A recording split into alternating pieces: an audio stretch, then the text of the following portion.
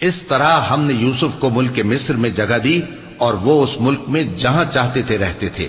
ہم اپنی رحمت جس پر چاہتے ہیں کرتے ہیں اور نیکوکاروں کے اجر کو ضائع نہیں کرتے، اور جو لوگ ایمان لائے اور ڈرتے رہے ان کے لیے آخرت کا اجر بہت بہتر ہے۔ اور یوسف کے بھائی کنعان سے مصر میں غلہ خریدنے کے لیے آئے تو یوسف کے پاس گئے، تو یوسف نے ان کو پہچان لیا اور وہ ان کو نہ پہچان سکے۔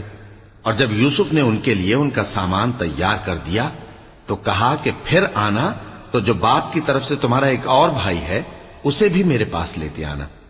کیا تم نہیں دیکھتے کہ میں ناب بھی پوری پوری دیتا ہوں اور مہمانداری بھی خوب کرتا ہوں؟ اب اگر تم اسے میرے پاس نہ لاؤ گے تو نہ تمہیں میرے ہاں سے غلہ ملے گا اور نہ تم میرے پاس ہی آ سکو گے۔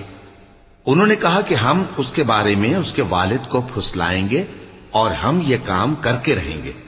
اور یوسف نے اپنے خدام سے کہا کہ ان کا سرمایہ یعنی غلے کی قیمت ان کے سامان میں رکھ دو۔ عجب نہیں کہ جب یہ اپنے اہل و عیال میں جائیں تو اسے پہچان لیں، اور عجب نہیں کہ یہ پھر یہاں آئیں۔ بس جب وہ اپنے والد کے پاس واپس گئے تو کہنے لگے کہ ابا، ہمارے لیے غلے کی بندش کر دی گئی ہے، تو ہمارے ساتھ ہمارے بھائی کو بھیج دیجئے تاکہ ہم پھر غلہ لائیں اور ہم اس کے نگہبان ہیں۔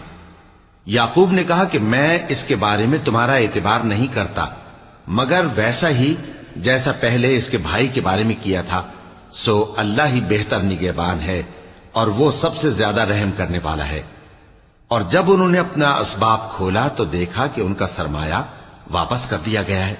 کہنے لگے ابا، ہمیں اور کیا چاہیے؟